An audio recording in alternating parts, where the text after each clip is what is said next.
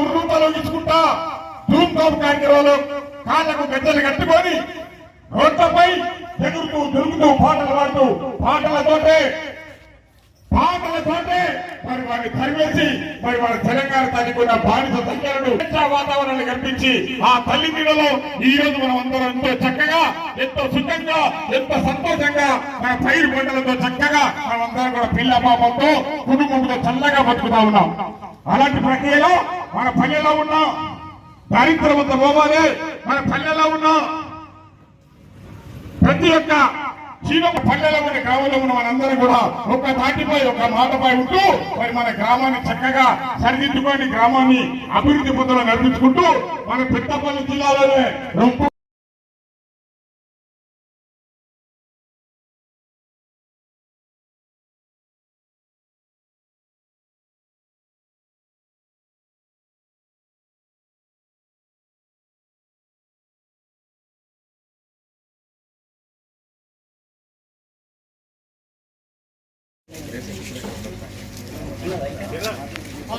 తమ్ముడు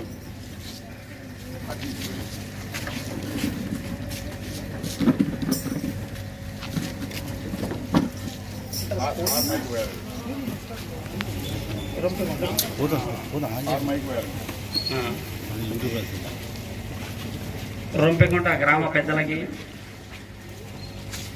వార్డు మెంబర్లకి, సర్పంచ్కి, ఎక్స్ ఎంపీటీసీకి, గ్రామ ప్రజలకి, మా పోలీస్ కళా బృందానికి, పోలీస్ మిత్రులకి అందరికీ నా యొక్క ధన్యవాదములు.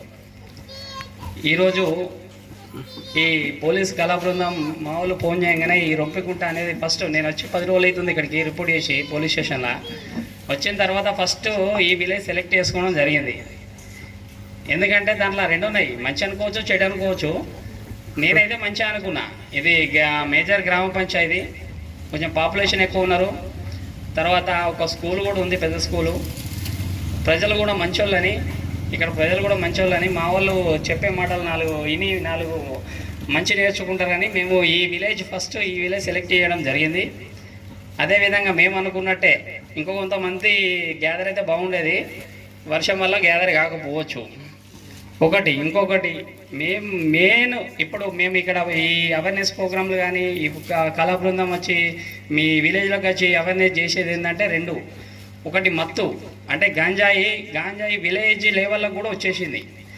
ఈ మత్తు అనేది భారతదేశంలో ఒక 300 రకాలుగా ఉంది. కానీ మన విలేజ్లోకి వచ్చేది గాంజా రూపంలో వస్తుంది.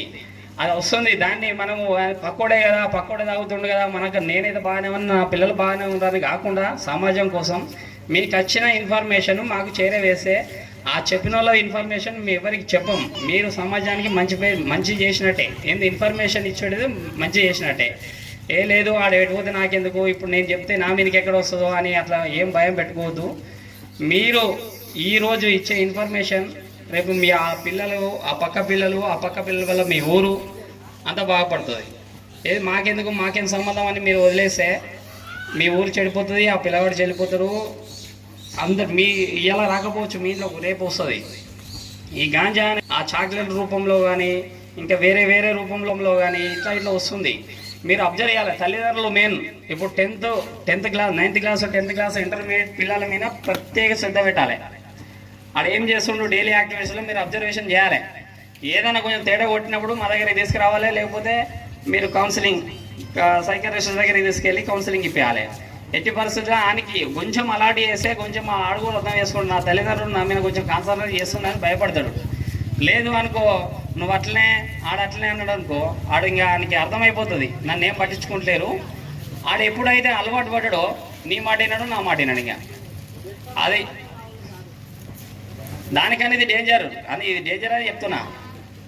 దాంతో అంతా ఎఫెక్ట్ ఉండకపోవచ్చు, కానీ దీంతో ఎక్కువ ఎఫెక్ట్ ఉంటుంది. అదేవిధంగా ఇంకొకటి, అంతా విలేజ్ బ్యాక్గ్రౌండ్ పీపుల్ ఉన్నారు కాబట్టి ఈ సైబర్ క్రైమ్ ఎక్కువ జరుగుతుంది. ఇప్పుడు డైరెక్ట్ పిక్ ప్యాకెటింగ్ చేసే వాళ్ళు ఇంతకుముందు బస్సు ఎక్కినప్పుడు పర్సు పోవడం కానీ, సంత జరిగేటప్పుడు ఆ పర్సు ఓటేయడం కానీ జరిగేది. ఇప్పుడు అట్లా లేదు, అంతా టెక్నాలజీ. ప్రతి ఒక్కరి దగ్గర 1-2 మొబైల్ ఉంటున్నాయి. ఆడు ఏది కొట్టినా మొబైల్ దొరకడుతుండు, నీకు మెసేజ్ పంపిస్తాడు, నీ అకౌంట్కు ఇట్లా నీ అకౌంట్లో డబ్బులు వచ్చినాయి, లేకపోతే ఇప్పుడు ఏంది మొత్తం రైతు బంధు అంటున్నా, ఇప్పుడు 2 లక్షల రూపాయలు మ్యాప్ అవుతున్నాయి అంటారు కదా, అది రుణమాఫీ 10,000 నీకు మొత్తం మాఫీ చేస్తా అంటాడు. ఎవడు డబ్బులు వేసి నిన్ను అడగడు, బ్యాంక్ కూడా అసలే అడగడు. బ్యాంక్ కోడు డబ్బులు వేయమని కానీ, నీకు వచ్చిన ఓటీపీ చెప్పు అని కానీ, నీకు ఇంకోటి చెప్పు అని కానీ, ఆ లింక్ వద్దు అని కానీ ఎవడు చెప్పడు మీ రైతులకు. ఇంకా స్టూడెంట్స్, ఇప్పుడు మెయిన్ మన ఇండియాలో ఉన్నది ఏంటంటే జాబ్ అనగానే కొంచెం అట్రాక్ట్ అవుతారు. చాలామంది జాబ్ కోసం డబ్బులు పెట్టిన వాళ్ళు కూడా ఉన్నారు. ఈ ఊరిలో లేకపోవచ్చు కానీ ఇంకా అక్కడక్కడ నాకు కూడా 2-3 కంప్లైంట్లు వచ్చినాయి.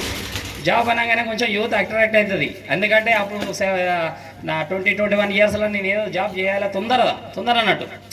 సో బ్యాక్ డోర్ పోతే తొందర వస్తుందని కొంచెం ఆశతో ఉంటుంది. డబ్బులు పెడితే జాబ్ రాదు. అట్లా ఇప్పుడు ఆన్లైన్లో ఏం చేస్తారంటే, నీకు ఇది నొక్కు, లేకపోతే దీంట్లో ఇంత కట్టు, డబ్బులు ఇంత కడితే నీకు జాబ్ వస్తుంది, మేము ఆఫర్ లెటర్ పంపుతాం, అది అంటారు. అది కూడా ఫేక్. ఎట్టి పరిస్థితుల్లో డబ్బులు కట్టి మనం జాబ్ చేసినా అలాంటి జాబ్ వద్దు, అదే ఇయర్ జాబు. ఈ 3 విషయంలో కాన్సన్ట్రేట్ చేయండి. మెయిన్ ఇప్పుడు మీ ఊర్లో స్కూల్ ఉంది, స్కూల్ దగ్గర కొంచెం మాకు కూడా ఇన్ఫర్మేషన్ వచ్చింది, మేము కూడా కాన్సన్ట్రేట్ చేస్తాం. ఒకవేళ అలాంటిదైనా జరిగింది, అట్లా అమ్ముతుర్రు లేకపోతే కొంటుర్రు తాగుతుర్రు అని ఇన్ఫర్మేషన్ వచ్చింది, అది గిట ప్రూవ్ అయితే గిట పక్క మేము కేసులు పెట్టాల్సి ఉంటుంది. ఇంకొకటి మెయిన్, ఇప్పుడు ఆల్రెడీ అసెంబ్లీ